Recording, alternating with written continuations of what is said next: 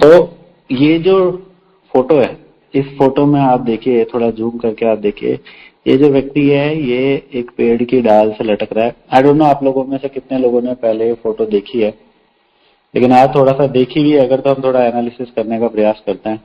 ये जो व्यक्ति है एक डाल से लटक रहा है और लुक्स लाइक कि इसका हाथ कभी भी छूट जाएगा।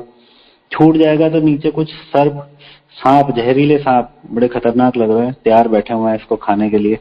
और ऊपर डाल के पास में आप देखेंगे ना तो दो चूहे डाली को कुतर रहे हैं, यानी वो थोड़ी देर में अपना काम कर देंगे, इसको नीचे आना ही है। और साथ में एक हाथी भी खड़ा है जो पूरे पेड़ को शेक कर रहा है, वो हिला रहा है पेड़ को। तो मतलब कहीं कोई चांस नहीं है। तो ये कर क्या रहा है लटक के यहाँ पे? ये लटक के क्या कर रहा है कि ये जो मधुमक्खी के छत्ते से शहद की एक एक बूंद गिर रही है, बूंद बूंद गिर रही है, इसको ये चाटने में लगा हुआ है शहद को। मृत्यु सर पे आके खड़ी है, बट ये भाई साहब कह रहे हैं कि तेरी क्या जल्दी है ना। और आप साइड में भी देखिए कि और थोड़ा सा पूरी राइट चलिए, ये साइड में देखिए पुष्पक विमान पे भगवान श्री कृष्ण और राधा रानी विराजमान है ना। और भगवान हाथ दे के बुला भी रहे हैं इसको कि भैया आजा, अब तो मैं खुद ही आ गया साक्षात तेरे को लेने। लेकिन वो कह रहा है कि इतनी भी क्या जल्दी है। वो व्यक्ति कह रहा है कि इतनी भी क्या जल्दी, अभी तो मैं शहद चाट रहा हूँ, है ना। तो ये स्थिति है इस व्यक्ति की। तो जब हम इसको देखते हैं हाँ, कि ये व्यक्ति सारी तरफ से घिरा हुआ है, कभी भी मर सकता है ना, कभी भी मौत के कुएं में गिर सकता है, और भगवान इसको हाथ दे रहे हैं कि भैया आजा। तो ये मना कर रहा है कि नहीं, मैं अभी शहद चाटूंगा। काल काल अग्रसर हो रहा है, काल इज अप्रोचिंग, है ना। काल बढ़ रहा है इसकी तरफ, धीरे धीरे धीरे धीरे धीरे। ध्यान से देखो आप फोटो में, सब जगह आपको पता चल जाएगा। काल बढ़ रहा है इसकी तरफ, लेकिन ये अभी भी इतनी भी क्या जल्दी है, आराम से। तो अगर आप और ध्यान से अगर इस व्यक्ति को देखो तो हो सकता है कि आपको ये पता चले, हम सबको ये पता चले कि कहीं हम ही तो नहीं है ये जो लटक रहे हैं। अगर और थोड़ा ध्यान से देखें, इंटेलेक्चुअल की तरह देखें और अपना जीवन देखें और इससे मिलाएं, तो कई लोगों को मुझे लगा कि कहीं मैं ही तो नहीं हूं ये, तो वास्तव में कहीं हम ही तो नहीं है ये। क्योंकि काल हमारी तरफ भी बढ़ रहा है, लगातार बढ़े जा रहा है, बढ़े जा रहा है। लेकिन हमारा जो कृष्ण गुरु के प्रति सरेंडरेंस है ना, सरेंडरनेस जो है, शरणागति का भाव है, वो नहीं उतना बढ़ पा रहा है। और ये जो प्रवृत्ति है, ये प्रवृत्ति है तमो अज्ञानता भरी जो प्रवृत्ति है ना, कि इधर से भगवान गुरु हाथ देके खींचना चाह रहे हैं और स्टिल हम लोग लटके पड़े हैं, शहद चाटने में लग रहे हैं। ये अज्ञानता भरी प्रवृत्ति तमोगुणी प्रवृत्ति है। बोलते हैं इनर्शिया, इंग्लिश में बोलते हैं इनर्शिया, हिंदी में बोलते हैं अप्रवृत्ति, टालने की प्रवृत्ति। अभी इतनी भी क्या जल्दी है, ठीक है हो जाएंगे सरेंडर, इतनी भी क्या जल्दी है, ठीक है हो जाएंगे सीरियस भक्ति में, फिर क्या जल्दी है। हम लोग क्लासेस में हम लोग क्या करते हैं, क्लासेस क्यों है? भक्ति में सीरियस करने के लिए, हमको दृढ़ करने के लिए, पक्का करने के लिए। लेकिन हमारा नेचर कैसा हो जाता है कि ठीक है इतनी भी क्या जल्दी है, इतनी भी क्या जल्दी। तो ये जो प्रवृत्ति है, ये प्रवृत्ति है अज्ञानता भरी प्रवृत्ति है, इसको बोलते हैं इनर्शिया, टालने की आदत। और ये जो टालने की आदत है, ये भगवान कहते हैं भगवत गीता के अंदर कि ये तमोगुणी आदत है, जिसमें आप देखो ये तो तमोगुणी आदतें जो होती हैं इनके अंदर भक्ति करना बड़ा मुश्किल है। सतोगुण रजोगुण में आप भक्ति कर सकते हो, सतोगुण में तो डेफिनेटली कर ही लेंगे, ऋषि मुनि होते हैं, शुद्ध भक्त में भगवान के सतोगुण में रहते हैं हमेशा, वो तो भक्ति के लिए है ही गुण। रजोगुण में भी करते हैं, वानरों ने भगवान राम की सेवा करी, सारे वानरों ने रजोगुण के साथ करी ना। अर्जुन भगवान का कहना मानते युद्ध करते, रजोगुण में कर रहे हैं।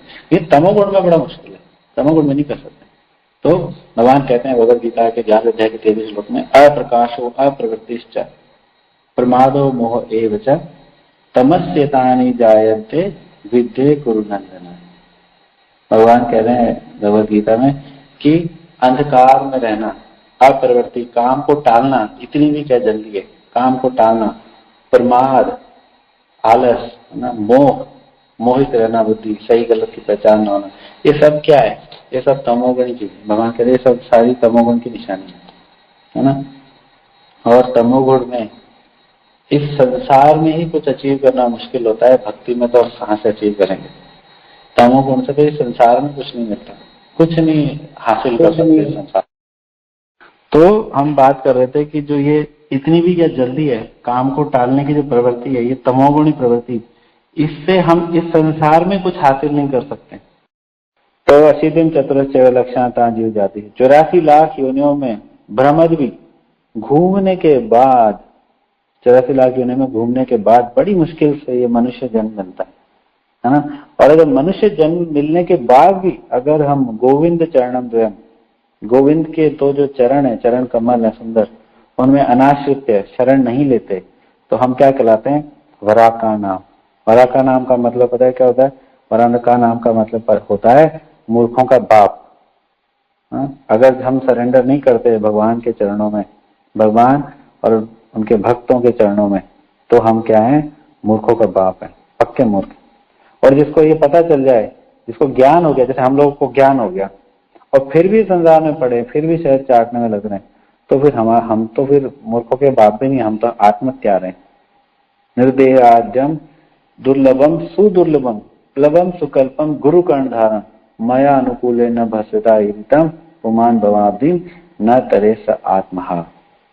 भगवान कह रहे हैं कि जिसको मनुष्य शरीर मिल गया, जिसको प्रमाणिक गुरु मिल गए, प्रमाणिक भक्त मिल गए, जिसको मेरी शिक्षा रूपी भगवत गीता यथारूप मिल गई, भागवत मिल गई, और फिर भी अगर वो इस शहद चाटने में लग रहा है और वो संसार से नहीं निकल पा रहा है, तो ऐसा व्यक्ति आत्महत्या है। और one thing we should note कि आत्महत्या व्यक्ति भगवान को बिल्कुल भी पसंद नहीं है। भगवान चाहे कितने बड़े से बड़ा अपराध माफ कर दे, लेकिन आत्महत्या का अपराध भगवान कतई माफ नहीं करते। तो हमें क्या है कि थोड़ी सी फुर्ती दिखानी पड़ेगी। इतनी भी क्या जल्दी है से हमें थोड़ा फुर्ती के अंदर आना पड़ेगा। अगर हम परीक्षित महाराज का एग्जाम्पल देखें, तो परीक्षित महाराज को जब काल ने अप्रोच किया, मतलब उनको पता चल गया कि 7 दिन में मृत्यु होने वाली है ना। तो जब पता चल गया, तो अब काल का क्या मतलब है? तो इससे पहले भी काल का, परीक्षित महाराज का एग्जाम्पल हम लेंगे, थोड़ा काल को डिफाइन करते हैं। काल का मतलब है कि मृत्यु आना, और मृत्यु की सूचना मिलना, जैसे बीमारियां हो जाती हैं, बुढ़ापा आता है, ये सब के ये काल के इन्फॉर्मर है, काल के दूत है। काल खुद आने से पहले बीमारियां भेज देता है, बुढ़ापा भेज देता है, तो इनको क्या कहेंगे? ये काल के दूत हैं। अब परीक्षित महाराज जो है, उनको मृत्यु यानी काल साक्षात आने वाला है, उनको सूचना भी लग गई कि भाई 7 दिन में आपकी मृत्यु होने वाली है, और वो ऑलरेडी भक्त थे भगवान के, सुंदर भक्त थे। स्टिल उन्होंने सब कुछ छोड़ छाड़ के, सब कुछ त्याग के, टोटली फुल्ली सरेंडर हो गए भगवान को। खाना पीना सब छोड़ के श्रीमद् भागवत का कथा सुनी सुखदेव गोस्वामी से। उनके जो दादा और थे, अर्जुन और सारे पांडव, 5 पांडव, जब उनको काल की सूचना मिली काल आ रहा है, तो उन्होंने तुरंत सारा राजपाट छोड़ दिया और इनको संभला दिया परीक्षित महाराज को, चले गए। तो सीख रहे हैं परीक्षित महाराज अपने पूर्वजों से, अपने बड़ों के आचरण से। हाँ, आज की परिस्थिति में थोड़ा मुश्किल रहता है वानप्रस्थ करना, है ना। वानप्रस्थ करना बहुत मुश्किल है आज के लोगों के लिए, लेकिन स्टिल अगर आप घर में भी हैं तो भी घर में बैठे भक्ति स्टार्ट करें। और मोर ओवर, इससे बड़ी क्या समस्या है कि काल का आने का पता नहीं चलता। चलो बीमारी आ रही है, बुढ़ापा आ रहा है, तब तो पता चल रहा है कि भी काल आ रहा है, नजदीक आ रहा है। बूढ़े लोगों को पता चल जाता है भी काल आ रहा है नजदीक, बूढ़े हो गए, बीमारियां लग गई। लेकिन आजकल कलयुग का जो समय है, ये अकाल मृत्यु का है। अकाल मृत्यु मतलब काल के दूत सूचना देने नहीं आते, काल खुद ही आ जाता है अपने आप ही, और फिर वो ले जाता है। फिर वो 1 सेकंड भी नहीं देता, उसके दूत सूचना देने नहीं आते। तो एक भक्त से किसी ने पूछा कि जवानी में तुम क्या करते रहते हो? माला लेके घूमते रहते हो, सड़कों पर नाचते रहते हो, कीर्तन वीर्तन करते रहते हो, ऐसा बुढ़ापे में करना। तो बुढ़ापा है क्या? बुढ़ापा मतलब, बुढ़ापा अगर किसी से पूछे तो क्या बोलेगा कि आंखों को दिखाई नहीं देता। वो तो आजकल छोटे छोटे बच्चों को दिखाई नहीं देता, घुटने कमजोर हो जाता है, वो ये हमारे जैसे यंग लोगों के कम हो जाते हैं, बाल सफेद हो जाते हैं, मेरे तो खूब बाल सफेद। तो सारे कंडीशन जो है ये तो आज भी है। तो वास्तव में बुढ़ापे का मतलब ये सब नहीं है। बुढ़ापे का मतलब है, बूढ़ा उस व्यक्ति को बोला जाता है कि हाँ इसकी मृत्यु कभी भी हो सकती है, उसको बोलते हैं कि हाँ भाई ये बूढ़ा है। है ना। तो क्या हमें हमारी मृत्यु का पता है कि इतने साल बाद होगी? हमारी मृत्यु भी कभी भी हो सकती है।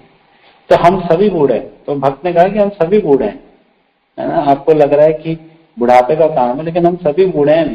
तो इसलिए आज से ही भक्ति हमें स्टार्ट करनी पड़ेगी। आज से ही पांडव और परीक्षित महाराज की जैसे हमें सीरियसनेस लानी पड़ेगी, डेड सीरियस होना पड़ेगा। और यही सेम इंस्ट्रक्शंस महात्मा विदुर ने, जो पांडवों के अंकल लगते थे, उन्होंने उनके दूसरे अंकल धृतराष्ट्र को दिया। Same instruction. जब महाभारत का युद्ध हो गया, भगवान कृष्ण द्वारका चले गए, इसको हस्तिनापुर को छोड़ के कि भी चलो अब मैं चलता हूँ, द्वारका चले गए भगवान। तो विदुर भी घूम फिर के लौट के आए। युद्ध में उन्होंने पार्टिसिपेट किया नहीं था, तो जब वो लौट के आए सब उनसे मिलकर बहुत प्रसन्न हुए। लेकिन जब विदुर ने धृतराष्ट्र को देखा कि वो घर में अभी भी, और घर में तो है वो सिंहासन पर विराजमान है, तो उनका बड़ा दिमाग खराब हुआ कि इतनी इनकी आयु होगी, but still he is like, इतनी भी क्या जल्दी है ना। भगवान को सरेंडर करने के लिए, भगवान को भक्ति करने के लिए, वानप्रस्थ आश्रम ग्रहण करने के लिए इतनी आयु हो गई, फिर भी कह रहे हैं कि इतनी भी क्या जल्दी है, उनको कोई जल्दी नहीं है। तो फिर उन्होंने कड़े शब्दों में उनकी डांट लगाई, विदुर, महात्मा विदुर ने, है ना।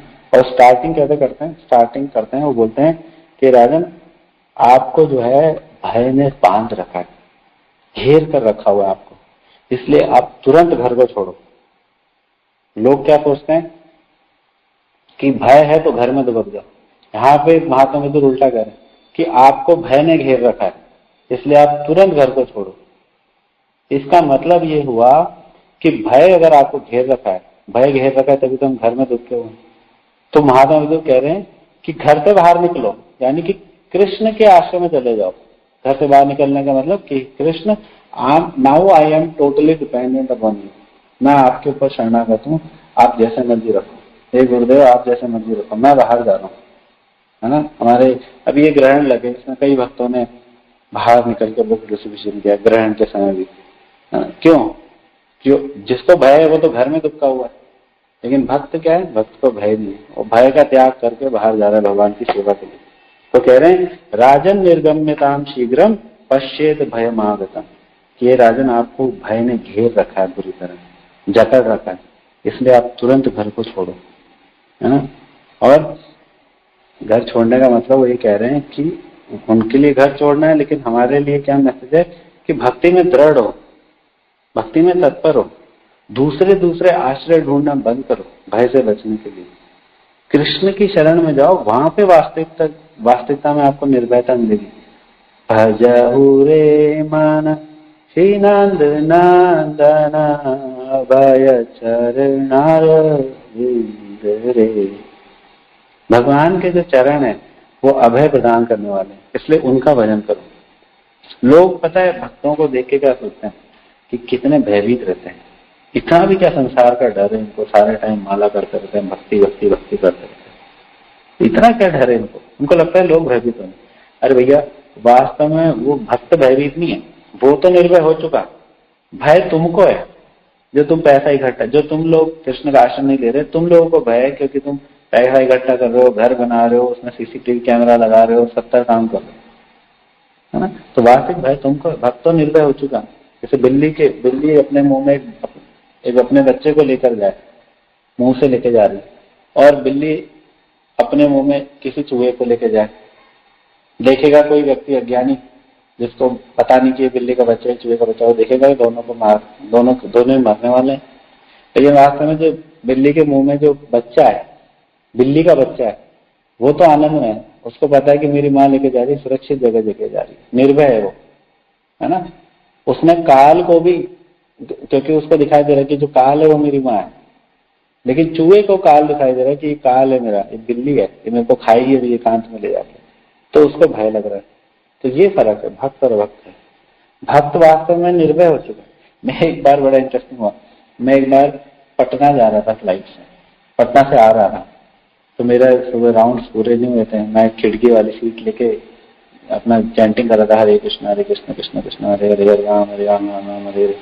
तो आगे सीट वाला जो था, अब शांति थी फ्लाइट में, तो आगे सीट वाला कह रहा है कि भाई साहब आपको डर लग रहा है।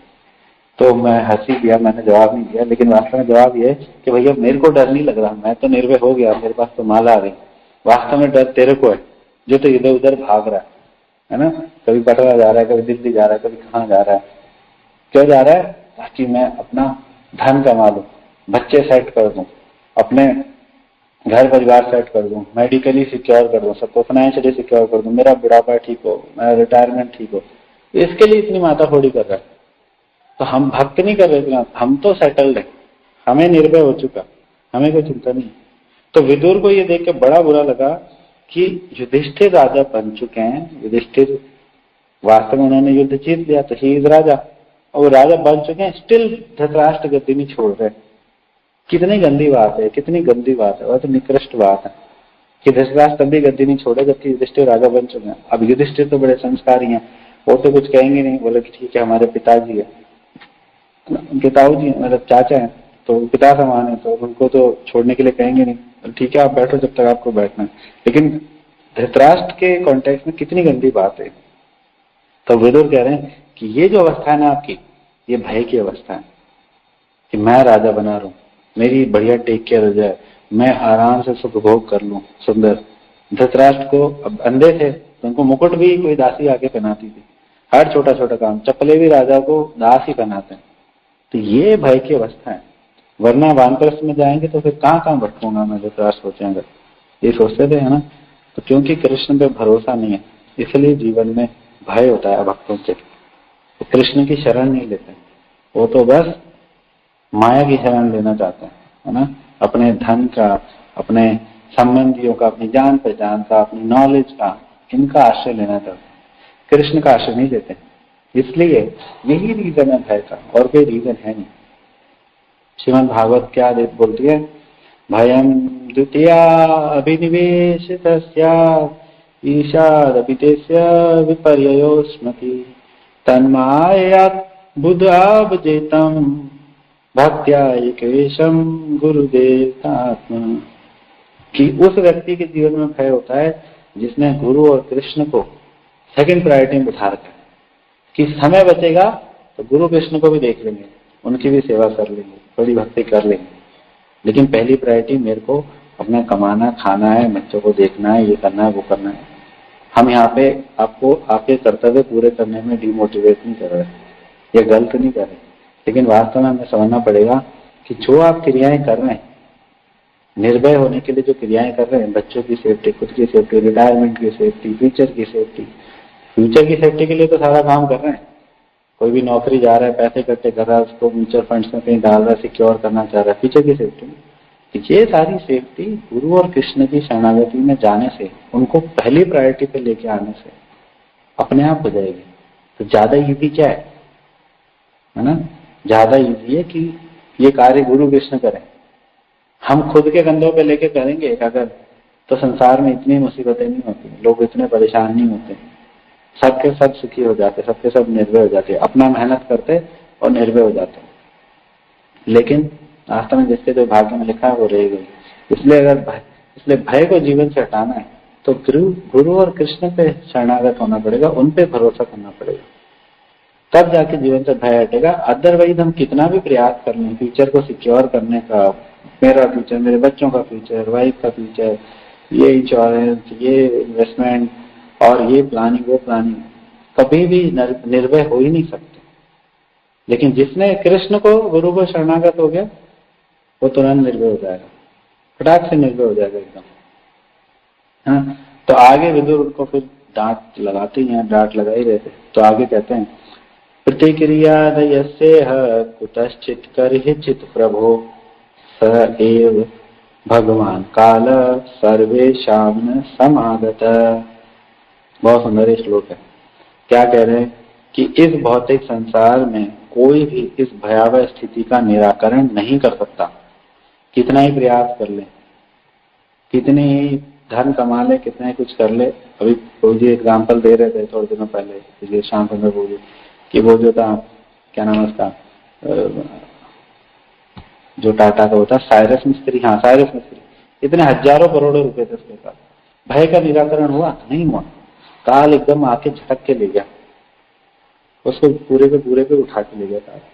तो हे स्वामी, शाश्वत काल के रूप में पूर्ण पुरुषोत्तम भगवान हम सबों के पास आ पहुंचे, कि अगर आप जो ये प्रयास कर रहे हो, सारे प्रयास राजा बने हुए बैठे हो, है ना, तो इससे आपका भय का निराकरण नहीं होगा, क्योंकि भगवान ऑलरेडी आपके पास आ चुके हैं काल के रूप में। काल को भी भगवान का ही रूप बता रहे हैं, है ना। काल वस्मी, भगवान गीता में कहते हैं कि काल नहीं है। तो कह रहे हैं कि भगवान काल के रूप में आ चुके हैं, किसी भी समय प्राण हर लेंगे। तो अब इसका आप अपनी ये जो आसक्ति है इसका त्याग करो। ये जो मेंटेलिटी है इतनी भी क्या जल्दी है, आराम से भगवत भक्ति हो जाएगी, बुढ़ापे में हो जाएगी, आज नहीं कल सरेंडर होगा, अरे बहुत इसकी बहुत घोर निंदा कर रहे हैं, ये बहुत गलत है। आपको जब ज्ञान हो गया, पता चल गया, या तो देखो हमें गुरु से ज्ञान हो जाता है, गुरु से भक्तों के माध्यम से। क्लासेस क्यों है? इसीलिए ज्ञान देने के लिए कि हाँ काल अप्रोच कर रहा है, भक्ति करनी है हमें, भगवान को शरणागत होना है। या फिर माया द्वारा ज्ञान होता है। माया द्वारा ज्ञान कहता है कि बुढ़ापा आता है, बीमारियां आती हैं, कि भैया तू मरने वाला है, तो देख ले, तेरा एनालिसिस कर ले थोड़ा सा कि क्या करने आया था, क्या कर रहा है, लेकिन हम उसी में लग जाते हैं, है ना। तो ये दोनों तरीके से चलता है। तो विदुर, महात्मा विदुर कह रहे हैं कि काल आ चुका है, आप कभी भी लुढ़क सकते हो, और आपको जरा सा वो नहीं है, आप बैठे हुए राजा बन के बैठे हुए हैं। सर्वेशान कह रहे हम सबके पास, हम सबका नंबर आ गया है, किसी का कभी भी कोई भी टपक सकता है, काल मृत्यु। तो बाद एक एग्जाम्पल देते हैं बड़ा सुंदर, कि योजना आयोग, जो सरकार के डिपार्टमेंट होता है योजना आयोग, है ना, जो पूरे राष्ट्र के लिए, पूरे भारत के लिए योजनाएं बनाता है, बढ़िया बढ़िया योजनाएं बनाता है। तो एक बार एक योजना आयोग का बहुत बहुत सुंदर वैज्ञानिक था, बहुत सुंदर मतलब कि बहुत ज्ञानवान वैज्ञानिक था। उसके बिना मीटिंग्स नहीं होती थी उसको। तो एक दिन मीटिंग थी, जैसे आज 10 बजे मीटिंग है, तो जा रहा था मीटिंग में, योजना आयोग में। योजना आयोग में मीटिंग के लिए पूरे राष्ट्र के लिए योजनाएं बनाना चाहता है ना, काम ही यही है उनका। लेकिन रास्ते में ही क्या हो गया, वो उनका टिकट कट गया। मतलब वो देश के लिए योजनाएं बना रहा है, लेकिन अपने लिए कोई योजना उसके पास नहीं है। तो ऐसे में क्या कहेंगे इसको? क्या हुए? वराग का नाम हुए कि नहीं हुए? मूर्ख हुए कि नहीं हुए? बुद्धू का बाप हुए कि नहीं हुए? है ना। सारे देश के लिए योजना बना रहे हैं, अपने लिए कोई योजना नहीं है। ऑफिस जा रहे थे, मर गया, कोई योजना नहीं, 1% भी। लोग सोचते हैं कि मैं ये इंश्योरेंस ले लूँ, ये LIC करवा लूँ, ये योजना नहीं है। इससे क्या होगा? कुछ नहीं होगा। जिसके लिए छोड़ के जा रहे वो भी मरेंगे। आत्मा का क्या, कुछ भी नहीं किया, वापस से संसार में आपको फिर LIC लेनी पड़ेगी फिर इतनी मेहनत करनी पड़ेगी। और अगर वो भी मनुष्य बन गए तब, वरना अगर कीट पतंगे सुअर कुत्ता बिल्ली बन गए तो अलग ही बात है। तो वास्तव में धृतराष्ट्र के जीवन में एग्जाम्पल्स की कोई कमी नहीं थी। विदुर इतना समझा रहे, उनके खुद के पिता विचित्र वीर है, वो अनटाइमली मरे, अकाल मृत्यु मरे। उनका भाई पांडु, वो अकाल मृत्यु मरा, है। उनके सारे 100 के 100 पुत्र दुर्योधन समेत सब अकाल मृत्यु मरे। लेकिन मूर्खता, वराग का नाम, इतनी भी क्या जरूरी? अभी मैं शहद चाट रहा हूँ, राजगद्दी का शहद चाट रहा हूँ, है ना, डिले कर रहे हैं, सरेंडरेंस को डिले कर रहे हैं। और यही संसार में सब जगह हो रहा है। किसके घर में मृत्यु नहीं होती? सबके घर में मृत्यु होती है, सबके घर में बीमारियां हैं, सबने बुढ़ापा देखा हुआ है, फिर भी कोई भगवान की तरफ उन्मुख नहीं होता, स्वतः उन्मुख नहीं होता। जी हमारी बुद्धि इतनी खराब हो गई है, वराग का नाम, मूर्ख हो गए। तो अगर हमें मूर्ख नहीं कहलाना और अपना कल्याण हमें करना है, तो ये जो मेंटेलिटी है इतनी भी क्या जल्दी है, वाई नाउ, बाद में करेंगे, है ना, ये इससे हमें बाहर निकलना पड़ेगा। इस मेंटेलिटी को, इस गंदी मेंटेलिटी को त्यागना पड़ेगा, तमोगुणी मेंटेलिटी को त्यागना पड़ेगा। ये जो फोटो थी, इसमें जो ये व्यक्ति की मेंटेलिटी है, आप थोड़ा एनालिसिस करिए। जरूरी नहीं है मेरे को तो एनालिसिस करने का, मैं ही हूँ। तो हाँ, एनालिसिस कीजिए, कहीं हम ही तो नहीं है। एक एक शहद की बूंद के लिए जो भगवान खुद हाथ बढ़ा रहे हैं। अब गुरु हमारे जीवन में आ गए, गीता भागवत आ गई, भगवान का नाम आ गया, भक्त आ गए, और किस चीज की कमी रही? हाथ बढ़ा दिया भगवान ने, हाथ क्या बढ़ा दिया, पूरा पूरा गोदी में उठा दिया। और फिर भी हम लोग उधर अगर शहद चाटने का प्रयास कर रहे संसार के अंदर, कुछ शहद निकल जाए, है ना। पुनश्च पुनः चलित चरवाना नाम, चबे हुए को चबा रहे। गन्ना 4-5 बार जब गन्ना पेड़ दिया जाता है, रस पूरा निकल जाता है, तो उसमें से जो निकल सकता है, कुछ नहीं निकल सकता। महाराज तो इनफैक्ट यहाँ तक कहते हैं कि आप गहरे कुएं में गिरे हुए, गुरु आपको रस्सी लाके डाल रहा है, आप पकड़ोगे, गुरु खींच लेगा, आपको सिर्फ पकड़ना है। तो कड़ा काम कौन कर रहा है, आप कर रहे हैं या गुरु कर रहा है? गुरु बेचारा रस्सी ला रहा है, रस्सी आप पकड़ोगे, फिर गुरु आपको इतना जोर लगा के आप 70-80 किलो जितने भी खींचेंगे, तो जितनी मेहनत करें। तो कड़ा काम कौन कर रहा है? हमें सिर्फ रस्सी पकड़नी, वो भी हम नहीं पकड़ पा रहे। कितनी शेमफुल बात है ना। अगर इतनी क्या जल्दी है ना, शरणागति लाने इतनी भी क्या जल्दी, हो जाएगा, आराम से हो जाएगा, कोई दिक्कत नहीं है। अभी तो हमें 1-2 जन्म और मिलेंगे, ये नेवर नो। हमें इसी जीवन में अपना कल्याण करना है। दैट शुड बी आवर लक्ष्य, कि मुझे इसी जीवन में अपना कल्याण करना है। वो बात करते हैं तो ठीक है। ये जो प्रवृत्ति है, कितनी भी क्या जल्दी है, इससे निकलने के लिए अब हम डिस्कस करते हैं 3 छोटे स्टेप्स, क्योंकि हमारा टॉपिक ये था कि इतनी भी क्या जल्दी है, इसको थोड़ा एक्सप्लेन करना है। इसलिए हम टॉपिक को थोड़ा कंसाइज वे में, प्रिसाइज वे में लेने का प्रयास करेंगे, क्योंकि सोल्यूशन देना भी जरूरी है डेफिनेटली। तो मूर्ख से अगर हमें परम ज्ञानी बनना है, मूर्ख इतनी भी क्या जल्दी है से अगर हमें परम ज्ञानी बनना है कि मुझे इसी जीवन में अपना कल्याण करना है, दोनों अलग अलग स्टेज हो गई। अगर यहाँ से यहाँ तक आना है तो हमें क्या करना पड़ेगा, हमें इन 3 स्टेप्स को फॉलो करना पड़ेगा। तो बात कहते हैं, वो बात के रिंगटोन है, कई भक्त लगा के रखते हैं अपने अलार्म टोन की जैसे, ब्रह्मचारी से ज्यादा लगा के रखते हैं, देश में रहा हूँ, मैंने सुना है कई बार। क्या प्रभुपाद उसमें बोल रहे हैं, don't sleep, get up rascal, this is the opportunity. ऐसी 3 लाइन बोलते हैं भगवान कि सो मत, फटाफट जागो, हे रास्कल, रास्कल को क्या बोलेंगे कि महामूर्ख, जल्दी से जागो, दिस इज द अपॉर्चुनिटी, अभी अवसर है तुम्हारे पास, बाद में नहीं अवसर, अभी मौका है। This is the first step, यही फर्स्ट स्टेप है, ये रियलाइज करना कि मेरे पास मौका है, मेरा परम सौभाग्य है कि भगवान ने मेरे को कहाँ जोड़ दिया, इस्कॉन में, ऐसी संस्था में जोड़ दिया जहाँ शुद्ध भक्ति है, शुद्ध भक्ति का संप्रदाय है। यहाँ पे खुद भगवान ने आके दीक्षा ली चैतन्य महाप्रभु के रूप में, और किसी संप्रदाय में नहीं ली भगवान ने। ऐसी जगह भगवान ने आपको जोड़ दिया, वरना हम क्या कर रहे थे, संसार भर में ठोकरें तो खा रहे थे। अगर जिन्होंने थोड़ी आध्यात्मिक प्रगति करी है, वो अपना जीवन पीछे का देखें कि भक्ति में आने से पहले, इस्कॉन के जीवन में आने से पहले हमारा जीवन कैसा था। क्या हमारा जीवन ऐसा था कि हम मनुष्य जीवन भी ग्रहण कर सकते थे? क्या हमारी क्रियाएं ऐसी थी जो हमें मनुष्य योनि तक दिला पाती? नहीं दिला सकती थी। और आज हम ऐसी जगह आ गए जहाँ पे हमारा जन्म मृत्यु जरा व्याधि कट जाएगा। पहले हमारे कर्म कैसे थे कि हमें कुत्ता बनना पड़ता, बिल्ली बनना पड़ता, पता नहीं क्या क्या बनना पड़ता। लेकिन अब हम ऐसी जगह आ गए, ऐसी संस्था से जुड़ गए जहाँ पे हमें इस भौतिक संसार में नहीं आना पड़ेगा, दुखालय में नहीं आना पड़ेगा, भगवान के शाश्वत धाम को चले जाएंगे। तो दैट इज आवर सौभाग्य, ये हमारा सौभाग्य है। और इस सौभाग्य को हमें समझना पड़ेगा सबसे पहले, है ना। इस सौभाग्य को हमें समझना पड़ेगा। एक बार यक्ष ने पूछा युधिष्ठिर महाराज से, एक सुंदर लीला हुई थी, आप सब महाभारत में पढ़ सकते हैं, वन पर्व के अंदर ये लीला है। तो यक्ष पूछते हैं महाभारत युधिष्ठिर महाराज से, उनका एग्जाम ले रहे थे, पूछते हैं कि सही मार्ग क्या है। तो युधिष्ठिर महाराज कहते हैं तर्को और प्रतिष्ठा, कि तर्क वितर्क सही मार्ग नहीं है।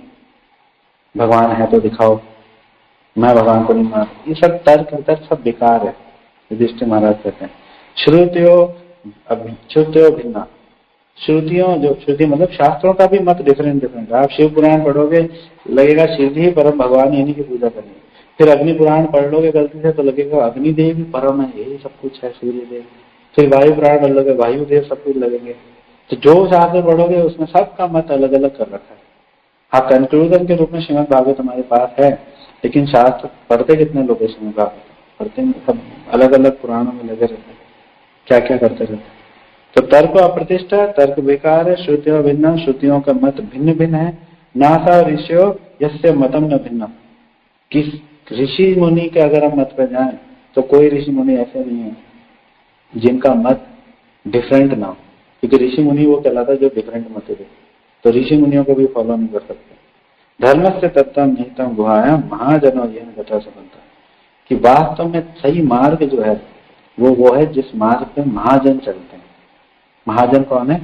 महाजन है 12 लोग, शंभु नारद शंभु कुमारो कपिल मनु प्रहलाद को भीष्मो बलि व्यास ब्रह्मा जी, शिव जी, नारद जी, 4 कुमार, ब्रह्मा जी के 4 पुत्र हैं, 4 कुमार, सनक सनातन सनक कुमार, और प्रहलाद, जनक महाराज, बलि महाराज, सुखदेव गोस्वामी और यमराज। ये 12 जो है महाजन है, भक्ति के एजेंट से, ऑथराइज डीलर होते हैं ना, वे ऑथराइज डीलर है। ये जिस पंथ पे चलते हैं, जिस पथ पे चलते हैं, वही सही मार्ग युधिष्ठिर महाराज कहते हैं। और इस्कॉन में हम इन्हीं के माध्यम से शुद्ध भक्ति सीखते हैं। हम प्रहलाद महाराज का चरित्र पढ़ते हैं, ब्रह्मा जी की प्रार्थनाएं पढ़ते हैं, शिव जी की प्रार्थनाएं पढ़ते हैं, कपिल भगवान का हम 3rd कैंटो में पढ़ते हैं, यमराज की सुंदर शिक्षाएं 6ठे कैंटो में हम पढ़ते हैं, भीष्म पितामह का शिक्षाएं हम पढ़ते हैं। तो इन्हीं के बताए हुए मार्ग में हम चलते हैं इस्कॉन में। तो ये हमारा सौभाग्य है कि जो हम ऐसी संस्था से जुड़े जो हमें शुद्ध भक्ति प्रदान कर सकती है, जिसके अंदर इतनी शक्ति है जो हमें शुद्ध भक्ति दे सकती है। तो फर्स्ट स्टेप हमारा यह है कि हम अपने सौभाग्य को समझें, अपने सौभाग्य को माने। दूसरा स्टेप है कि जुड़ तो गए इस्कॉन में, लेकिन ज्ञान तो लें, कनेक्ट तो हो गया, लेकिन सीखेंगे नहीं तो सब बेकार है। सुंदर आपको हार्वर्ड यूनिवर्सिटी में एडमिशन दिला दिया पिताजी ने, अब वहां पढ़े ही नहीं, बंक मारते रहे, तो क्या होगा? हार्वर्ड रिटर्न कहलाएंगे क्या? फेल हो जाएंगे, बीच में ड्रॉप आउट कहलाएंगे। तो शुद्ध भक्ति की विधि हमें सीखनी पड़ेगी, यहाँ पर रहते हुए तरीका हमको सीखना पड़ेगा, क्लासेस में आता रहना पड़ेगा, गीता भागवत पढ़ते रहनी पड़ेगी, गुरु महाराज की बुक्स पढ़ते रहनी पड़ेगी, सही ज्ञान लेंगे शुद्ध भक्ति का, तब हमारा काम चलेगा। ये that is the second step. हमें अपने सीनियर्स से, अपने गुरुजनों से शुद्ध भक्ति के बारे में जिज्ञासाएं करनी होगी। हमारी जिज्ञासाएं सब बेकार होती हैं। थोड़े दिनों पहले प्रभु जी का जिज्ञासाएं सब बेकार होती है, घर में ये दिक्कत वो दिक्कत रहेंगी, आप पूछ भी सकते हैं, कोई इशू नहीं है, लेकिन इनमें उलझ नहीं जाना है। किसके घर में नहीं दिक्कत? के घर में, सबके जीवन में दिक्कत है, घर में, ऑफिस में, और नहीं तो मन विचलित रहते हैं। ये सब रहेगा, रहने वाला है, कहीं नहीं जाने वाला। लेकिन हमें सिर्फ एक चीज पे कॉन्सेंट्रेट करना है कि हम शुद्ध भक्त कैसे बने, शुद्ध भक्ति हम कैसे सीखे, शुद्ध भक्ति का विज्ञान कैसे सीखे। इसी से रिलेटेड हमारी सारी जिज्ञासाएं होनी चाहिए, बाकी सब कुछ बेकार है। शुद्ध भक्ति करेंगे तो समस्याएं कितनी भी आती रहेंगी, लेकिन अगर सही ज्ञान लेते रहेंगे, शुद्ध भक्त बनेंगे, तो ये सब धीरे धीरे चला जाएगा। तो सरेंडर का, भगवान को पूरी तरह शरणागत होने का ज्ञान हमें लेना। मानस गे देह जो कुछ मोरे और पिलुपिया पदे नंद किशोर, इस अवस्था तक पहुंचना है कि भगवान मेरा मन, मेरी बुद्धि, मेरी वाणी, मेरे कर्म, सब कुछ आपको समर्पित हो। इस अवस्था तक हमें पहुंचना है। कृष्ण और कृष्ण के भक्तों से हटके हम कोई कार्य ना करें, सब उनकी सेवा से रिलेटेड हो, है ना। मार भी राखी जो इच्छा तुहार, नित्य दास प्रति तुया अधिकार। कि भगवान मैं आपका दास हूँ और आपके प्रति, आपके दास के प्रति आपका पूरा अधिकार है। चाहे मारो, चाहे रखो, चाहे नरक में फेंक दो, चाहे दिल्ली में रखो, चाहे पाकिस्तान में फेंको, चाहे ये सेवा कराओ, चाहे वो सेवा कराओ, I am ready for everything. That is the शुद्ध भक्ति का ज्ञान। तो शुद्ध भक्ति का ज्ञान हमें लेना पड़ेगा, सीखना पड़ेगा। और तीसरे स्टेप में हम कंक्लूड करेंगे। तीसरा स्टेप है डिटर्मिनेशन के साथ सेवाएं करना, दृढ़ता के साथ सेवाएं करना, है ना। ये 3 स्टेप जब हम फॉलो करेंगे तो हम इतनी भी क्या जल्दी से हम कौन से स्टेज पे पहुंच जाएंगे कि मुझे इसी जीवन में अपना कल्याण करना है। आई हैव टू क्या कहते हैं, I have to go back home, back to Godhead in this very lifetime. तो इन 3 स्टेप के माध्यम से, तीसरा स्टेप क्या था, डिटर्मिनेशन से सेवा करना। इस पर थोड़ा डिस्कस करते हैं। निश्चय करना पड़ेगा, दृढ़ निश्चय। बिना निश्चय के कुछ प्राप्त नहीं कर सकता। भौतिक जगत में आप देख लो, किसी का भी एग्जाम्पल देख लो, दृढ़ निश्चय रहते हैं उन लोग अपने लक्ष्य के प्रति, तब जाके कुछ प्राप्त कर पाते। तो आध्यात्मिक जगत में कैसे संभव है? संभव ही नहीं है ना। तो ज्ञान भी आपने ले लिया, आपने सौभाग्य भी समझ लिया, ज्ञान भी ले लिया। अब ज्ञान लेने के बाद समय आ गया कि निश्चय कर ले हम कि मुझे ये सेवाएं जो मैंने सीखी है, ज्ञान लिया है, इनको मुझे करना है।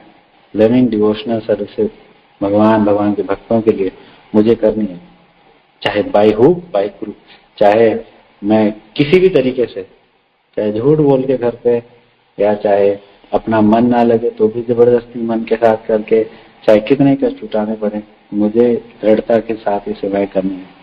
गुरु महाराज का एग्जाम्पल आप देखें, उनका तो नाम ही गुरु है। गुरु का मतलब ही दृढ़ संकल्प है। कितने दृढ़ संकल्पित थे, 6 महीने में भगवान को प्राप्त कर लिया। और हमें 6 साल हो चुके, 16 साल हो चुके, है, कितना समय हो गया देखिए। लेकिन कितना मुश्किल आ रही है भगवान के प्रति शरणागत होना। उन्होंने 6 महीने में भगवान को प्राप्त कर लिया, इतने दृढ़ संकल्पित थे। इस लेवल का दृढ़ संकल्प हमारा होना चाहिए। ज्ञान ले लिया शुद्ध भक्त बनने का, कि शुद्ध भक्त बनना है, शुद्ध भक्त बनने के लिए प्रचार करना पड़ता है, तो तुरंत बस उसके अंदर दृढ़ता से लग जाना है। किताबें बांटनी है, बुक डिस्ट्रीब्यूशन करना है, दीपदान करना है, प्रचार करना है, यार देखो तारे का कृष्ण उपदेश, लोग को सही ज्ञान देना है। लोग एकदम अंधकार में पड़े हुए हैं, बिल्कुल अंधकार में पड़े हुए, लोगों को सही ज्ञान ही नहीं है, उनको सही ज्ञान देना है। तो निश्चय करके जब हम इसमें लग जाएंगे तो डेफिनेटली हमारे अंदर उत्साह जागेगा। और ये जो इतनी भी क्या जल्दी है, इस माइंडसेट से हम निकल पाएंगे। ये माइंडसेट बड़ा गंदा माइंडसेट है। भगवान ने अर्जुन को कई बार बोला कि दृढ़ता से फटाक से काम कर, इतनी भी क्या जल्दी से निकल जा फटाफट।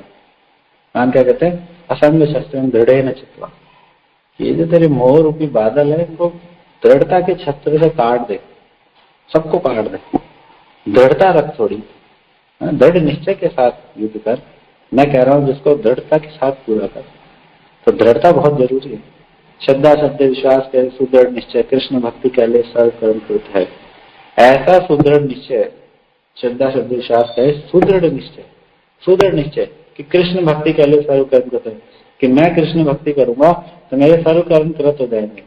मुझे अलग से अपने फ्यूचर प्लानिंग की, अपने पितरों का ऋण, अपने घर का ऋण और ये और वो, ये सब करने की कोई जरूरत नहीं है। मैं पहले कृष्ण का ऋण उतारने का प्रयास करूंगा, बाकी तो अपने आप हो जाएंगे। देवर्षि भूतात्मनाम पृथ्वीनाम नायम किम करो न च राजन सर्वात्मा शरणम शरण्यम गतो मुकुंद परिहर्त वृत्तम। कि कोई सोचे मेरे पास देवताओं का ऋण है, मैं देवताओं को तर्पण करूं, नवरात्र है, देवताओं का थोड़ा वो कर दूं, थोड़ा भक्ति में आगे तो समझने लगे ना धर्म के बारे में। तो सावन में शिव जी का ऋण है, ये कर रहे हैं, ये ऋण वो ऋण है ना, पितरों के ऋण है, राजा का ऋण है, घर वालों का ऋण है, किसी का ऋण नहीं। मुकुंद की शरण में आ गए, किसी का ऋण नहीं। तो इसलिए मुकुंद की शरण में आ गए तो दृढ़ता के साथ सेवाएं करो, सबके ऋण उतर जाएंगे, किसी की चिंता करने की जरूरत नहीं है। ऐसा एक ने का बुद्धि एक है गुरु नंदन कि हे अर्जुन, एक जगह बुद्धि लगा, बस मेरी सेवा में दृढ़ निश्चय के साथ लग जा, इस जगह बस बुद्धि लगा ले और कहीं दिमाग लगाने की जरूरत नहीं है। अगर बहुशाता अनंताश्च इधर उधर भागेगा कुछ नहीं होगा।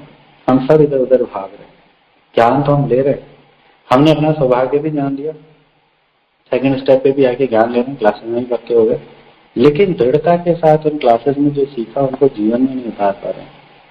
हमारा स्ट्रगल अलग है, आपका स्ट्रगल अलग, हर एक व्यक्ति अलग अलग स्तर पे स्ट्रगल कर रहा है, लेकिन दृढ़ता नहीं ला पा रहे। और दृढ़ता नहीं ला पाने इसलिए हमारी हालत ऐसी हो गई है कि भगवान ने हाथ बढ़ा रखा है पुस्तक भगवान पे बिठाने के लिए, नहीं हम शहद की बूंद गिर रही है, ताकने में लग रहे हैं, यह हाल है। 3 सिंपल स्टेप्स में हम ये कर सकते हैं, इस गंदे माइंडसेट से कि इतनी भी क्या जल्दी है, इससे निकल सकते हैं। और कहाँ पहुंच सकते हैं कि मुझे इसी जीवन में अपना कल्याण करना है, भगवान को प्लीज करना है, गुरु कृष्ण की सेवा करनी है। 3 सिंपल स्टेप। मेरा सौभाग्य, सबसे पहले अपना सौभाग्य जाने कि हम कितने महान संसार से जुड़े हुए हैं। दूसरा, ज्ञान ले, शुद्ध भक्ति का ज्ञान ले। तीसरा, दृढ़ता के साथ सेवा करें, दैट इज इनफ। इसके अलावा चौथी चीज की जरूरत नहीं है मुझे लगता है। तो समय हो गया, इसी के साथ में अपनी वाणी को विराम देता हूँ। हरे कृष्ण। जय श्रील प्रभुपाद की जय, परम प्रणम श्री गुरुदेव जी के आपसे भक्तों की जय। और यहाँ पे मैं इस श्याम सुंदर प्रभु जी से रिक्वेस्ट करता हूँ कि प्रभु जी आप प्लीज कुछ ऐड कीजिए, तो डेफिनेटली सबको लाभ होगा, कम पूरा लाभ होगा। काफी कुछ ऐड करने के लिए रह गया होगा। हरे कृष्णा, धन्यवाद प्रणाम। हरे कृष्णा, श्याम सुंदर प्रभु जी धन्यवाद प्रणाम। प्रभु जी अगर आप लाइन पर हैं, सुन पा रहे तो प्लीज ऐड कीजिए, तो सबको फुल बेनिफिट होगा। हरे कृष्णा, प्रणाम दादा उपनाम, बहुत सुंदर आपकी क्लास, बहुत अच्छी थी। तो जो भी आप बता रहे थे बिल्कुल ठीक बता रहे थे। और 12 महाजनों के बारे में आपने बताया और वास्तव में हमारा महाजन जो है यही धर्म के ज्ञाता भी है, धर्म के रक्षक भी है, और वास्तव में इन्हीं के द्वारा जो है सनातन धर्म जो है हमारा ये फलीफूलित भी होता है। तो इनकी शिक्षाओं को फॉलो करना, आप देखें कि भीष्म पितामह ने सुंदर संदेश दिया युधिष्ठिर महाराज को शरीर छोड़ने से पहले। तो ये सारा का सारा भागवतम में ना इतिहास का, हमारे वंडरफुल हिस्ट्री का रिकॉर्ड है। एक्चुअल में देखा जाए तो ये 12 महाजन भी जो भगवान के 12 टॉप मोस्ट भक्त हैं। अलग अलग परिस्थिति में किस प्रकार से सबने भक्ति करी। ध्रुव महाराज का जो है कि उनको इच्छा राज्य की है, और राज्य की इच्छा करते करते भगवान की भक्ति करी। तो ये देखो ना यहाँ पर भी कि अल्टीमेटली अगर हम डिजायर के साथ है या बिना डिजायर के है, अकाम सर्व काम मोक्ष का मुदार तीव्र भक्ति रोगी जल्दी परम पुरुष। तो इच्छा हो तो भी इच्छा ना हो तो इसका एग्जाम्पल दिखाते हैं। अगर डिजायर भी हो ना हमारी, और हम किसी इच्छा से भी अगर भगवान को अप्रोच करें तो भी हम शुद्ध हो जाते हैं। इसीलिए हमें सबको ना इंकरेज करना चाहिए भक्ति में आगे बढ़ने के लिए। कभी कभी हम लोग भक्तों को देखते हैं कि हम देखते हैं भैया इसको तो बहुत भौतिक इच्छा है, ये तो ये ठीक नहीं कर रहा है, ये तो ऐसा करता है। लेकिन जब इंकरेज करते हैं ना किसी को भक्ति में जुड़ने के लिए, क्लासेस में के लिए आने के लिए, प्रसाद पाने के लिए, भक्तों में ना थोड़ी कमियां नहीं ढूंढनी चाहिए हमारे को। ये सबसे बड़ी प्रॉब्लम क्या है कि ना in fact even new devotees, old devotees, हमारा क्या ना, हमारा ना सब कमियों पे जाता है। हम कभी उनके गुणों की तरफ ध्यान नहीं देते, और इसी तरह मेन कारण है ना धीरे धीरे वो बजाय बढ़ने के वो क्षीण होनी शुरू हो जाती है। तो जब भी पहले आप किसी भी ना क्वालिटीज किसी को देखने का प्रयास करें भक्तों का, तो उनमें सबसे पहले अच्छे गुणों को देखें। जैसे मान लीजिए अगर कोई व्यक्ति में कोई प्रॉब्लम है, लेकिन उस गुण को ना देखकर सेवा कितनी अच्छी करता है, प्रसाद कितना अच्छा बनाता है, सर्विस में कितना आगे है, और भी किस प्रकार से कितने सेवा में आगे है, तो ना ये चीज आपको ना भक्ति हमेशा इंकरेज भी करेगी और एक प्रेम का वातावरण क्रिएट करेगी आपके आसपास में सब तरफ। इसीलिए जो है ना हमें थोड़ा सा ना ये लोगों के स्वभाव को इग्नोर कर देना चाहिए, क्योंकि भक्ति में समझ जाओ कि हम सब भौतिक संसार में आए हैं, जितने भी आए हम सब हम अपने आप को रेक्टिफाई कर रहे हैं, हम सब ठीक कर रहे हैं अपने आप को। और हो सकता है कोई हमसे 5-10 साल आगे हो, कोई 2-4 साल पीछे हो दीक्षा में भी, लेकिन फिर भी जो है कईयों की प्रोग्रेस बहुत जल्दी होती है, कईयों की कम होती है, कईयों की स्लो होती है। लेकिन फोकस हमारा ये होना चाहिए कि हम जो है ना अपने पे ज्यादा फोकस करें कि हम अपने आप को कैसे इंप्रूव करें, rather than कि हम दूसरों को इंप्रूव कराने के चक्कर में रहे। प्रॉब्लम क्या है कि मैं कभी कभी नोटिस करता हूं कि हमें खुद में इतनी सारी अपने में कमियां, लेकिन हम दूसरों को करेक्ट करने में लगे रहते हैं हमेशा। तो दिस इज वेरी इंपॉर्टेंट कि हम अपना जो स्टैंडर्ड है ना, जो हम अपने लिए अपेक्षित है, हम क्या है ना, हम अपने लिए तो हम जो सारा का सारा तपस्या है ना, वो हम दूसरों से अपेक्षा करते हैं, और सारा का सारा जो फल है वो खुद लेना चाहते हैं। तो उल्टा होना चाहिए, तपस्या हमें करना चाहिए और दूसरों के प्रति हमें सॉफ्ट होना चाहिए। वैष्णव वास्तव में वो चीज जो सबको जो है साथ देने का कैपेसिटी रखता हो। जैसे नरसिंह मेहता भजन में भी गाते हैं, महाराज जी भजन गाते हैं ना कितनी बारी, वैष्णव जन तो तेरे कहीं पेड़ पर आई जाने रहे। तो वैष्णव जो है ना वास्तव में दूसरों के दुखों को, दर्दों को, उनकी प्रॉब्लम्स को समझने का प्रयास करता है, उनके दृष्टिकोण से बैलेंस रहता है हमेशा। ये नहीं कि वो हर चीज को दूसरों को इम्पोज करने का प्रयास करता है। तो ना ये आप देखोगे कि हम सबके लिए प्रार्थना करें। अगर मान लें वैष्णव में अगर आपको अपूर्व में नजर आए, तो प्रॉब्लम में नजर आए, तो ज्यादा दिन तो corrective pray for him first. आप उसको बजाय करेक्ट करने के ना और उसका उपहास करने के, आप उनके लिए प्रार्थना करें। और ये एग्जाम्पल बाइबल में भी देखो कितने सुंदर तरीके से जो है वो जब जीसस क्राइस्ट को हैंग कर रहे थे तो वो प्रार्थना कर रहे थे। हालांकि उतना हम लोग उस तरह का स्टैंडर्ड नहीं रख सकते, लेकिन फिर भी उससे हमें प्रेरणा जरूर मिलती है कि जीसस क्राइस्ट कह रहे कि देखो ये सब मुझे सूली पर चढ़ा रहे, लेकिन ये जानते नहीं क्या कर रहे हैं, तो ये भगवान इनको माफ कर देना इनको। तो वो यहाँ की अपेक्षा कर रहे हैं कि उनके कारण से इनको दंडित ना होना पड़े। मतलब उनके लिए इतनी करुणा है उनके प्रति भी, जो लोग उनको कह रहे हैं वो वास्तव में इस प्रकार का जो भक्त है ना, जब इस लेवल पे होता है तो वो समदृष्टि से देखता है आपको। आप जब भी उठा के आप देखेंगे भागवतम में, तो कितने सुंदर लोगों ने, इन 12 महाजनों ने और भी अनेक भक्तों ने कितने सुंदर तरीके से भक्ति की एग्जीक्यूट करी है। तो यही ना हमारी प्रेरणा का स्रोत है। ये 12 महाजन जो वास्तव में बहुत बड़ी प्रेरणा के स्रोत रहे हैं। वास्तव में इतिहास में इस बात का प्रमाण दे रहे हैं कि अगर कृष्ण भक्ति कहने सर्व कर्म कृतम है, ये आपको इस बात का प्रमाण दे रहे हैं, इस बात का साइंटिफिक प्रूफ दे रहे हैं। तो इसको माइथोलॉजी नहीं समझना चाहिए, माइथोलॉजिकल कैरेक्टर है, not mythological character, this is our history, हमारा इतिहास है। और जब आप इसको इस मूड में इसको समझने का प्रयास करेंगे ना, तो आपको जो है वो ये सब चीजें जो है स्फुरित होनी शुरू हो जाएंगी। भक्ति वास्तव में हृदय में स्फुरित होनी शुरू हो जाती है। इस प्रकार से हमें जो है 12 महाजनों को फॉलो करना चाहिए, उनके बताए हुए पाथ पर चलना चाहिए। प्रहलाद, भक्त प्रहलाद आपको बता रहे हैं अपने सुंदर अपने अपने पापा को, वो अपने फादर को, अपने उनको बता रहे हैं कि देखो कि आप जो है नामे गति में विष्णु, ये कौन सा श्लोक था एक्चुअली मेरे माइंड में नहीं आ रहा, लेकिन हमारी जो गति है वास्तव में विष्णु है सबके। तो ये मतलब इमीडिएटली उनको बता रहे हैं। तो ये आपको इस प्रकार की कथा दिखा रही है कि हमें भक्त को निर्भीक होना चाहिए, किसी भी स्थिति में उसको भयवान नहीं होना चाहिए। बस always have to depend upon Krishna, always speak the truth. तो आप देखिए भक्त प्रहलाद जो 5 साल की आयु में भी बिल्कुल निर्भीक है, उसको अपने पिता का इतने बड़े, आप सोचो कि यहाँ कोई छोटा बड़ा राजा नहीं है उनका पिता, जो उनका पिता है हिरण्यकशिपु, वो पूरे ब्रह्मांड का राजा है। अब ऐसा नहीं, आप सोचो कि यहाँ पे आप सोचो हम इंटरप्लैनेटरी ट्रैवल्स की बात करते हैं, तो पृथ्वी पे भी उसका राज्य, उसका स्वर्ग पे भी उसका राज्य, उसका सूतल अताल पतल सब लोगों में उसका राज्य है। इतना पावरफुल किंग है। उसको प्रहलाद आपसे कह रहे हैं कि तुम है नथिंग कंपेयर टू कृष्णा, आपका जो पोजिशन है वो विष्णु के सामने कुछ भी नहीं, आप बिल्कुल यूजलेस आदमी हो, क्योंकि आप इंद्रदत्त में लगे हो और आपका भी शरीर जो जाने वाला है के सामने सत्य बोल रहा है बिना भय के।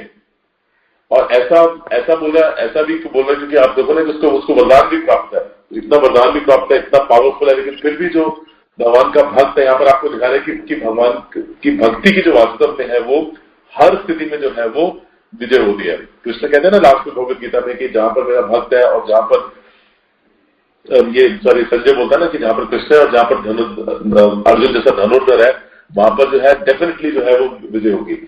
तो इसीलिए भक्त जो है ना कभी हारता नहीं है, भक्त और भक्ति कभी हारती नहीं है। ये दोनों चीजें, भक्त और भक्ति जो है ना कभी इसको हरा नहीं सकता इसको कोई भी। तो ये बात जो है हमें समझनी चाहिए बात को कि वास्तव में कृष्ण जो है ना अपने भक्त के प्रति इतने ज्यादा है कि वो आपकी भक्ति को वास्तव में वही जो प्रोटेक्ट करके रखेंगे। तो बहुत सुंदर, very nice, thank you so much. Hare Krishna. Hare Krishna Prabhu ji, धन्यवाद प्रभु जी, बहुत बहुत धन्यवाद सुंदर इंसाइट देने के लिए। And definitely these are inspiring for me also. I will take care of these things, और हम सबको प्रेरणा लेनी चाहिए जो आपने बताया उससे। हरे कृष्णा प्रभु जी, धन्यवाद, बहुत बहुत धन्यवाद। तो किसी और भक्त का कोई प्रश्न हो, कोई टिप्पणी हो तो हम यहाँ पे ले सकते हैं। हरे कृष्णा। तो यहाँ पे प्रश्न है प्रेमिका राधा माता जी का कि मेडिसिन लेते वक्त कौन सा मंत्र बोलना चाहिए। तो आई डोंट थिंक माता जी की मेडिसिन लेने के लिए कोई अलग से मंत्र है, कोई स्पेशल मंत्र तो है नहीं। हाँ, जनरली हम ऑफर कर लेते हैं मेडिसिन को भी, भगवान का स्मरण करते हुए खा लेते हैं, दैट इज गुड इनफ। बस इसके अतिरिक्त आई डोंट थिंक कोई आवश्यकता है। हरे कृष्णा प्रभु जी, धन्यवाद प्रणाम। धन्यवाद प्रणाम माता जी। हरे कृष्णा प्रभु जी, जो आज आपने श्लोक को कोट किया, गुरु कर्ण धारम आत्महा, वो प्रभु जी कल मैं उसके व्याख्या सुन रही थी, तो वो कह रहे थे कि अगर कि आपने मनुष्य जीवन लेकर और फिर आपने गुरु से अपना सिद्ध स्वरूप जान के और सिद्ध स्वरूप में भगवान की सेवा, निकुंज लीला, क्योंकि कलयुग में माधुर्य जो रूप में माधुर्य उसमें सेवा है, वही सेवा महाप्रभु ने हमको बताई है।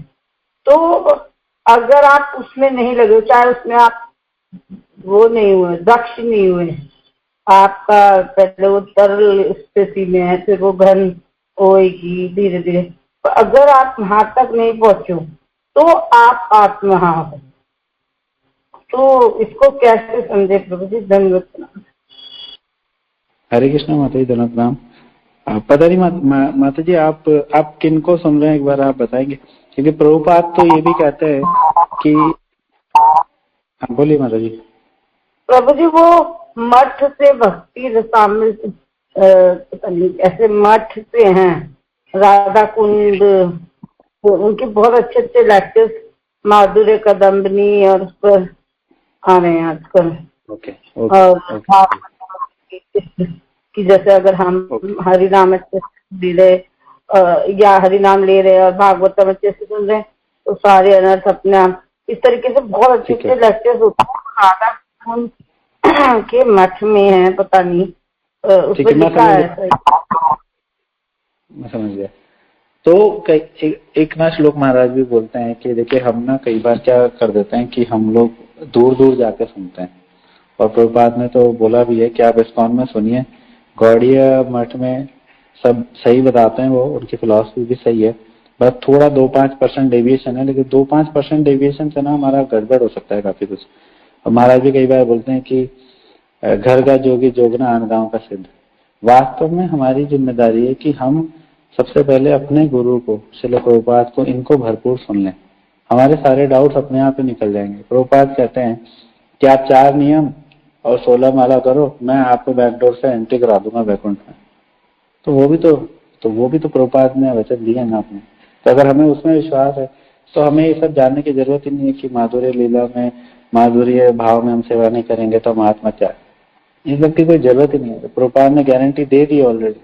हमारे गुरु महाराज प्रभुपाद, हमारे सीनियर वैष्णव, ये सब जितने भी लेक्चर्स लेते हैं तो देखिए सिंपल थिंग्स, वेरी सिंपल है ना, लोगों को सेवा में ज्यादा नियोजित करने के का प्रयास करते हैं कि बुक डिस्ट्रीब्यूशन करो, प्रचार करो, ऐसा मूड होता है।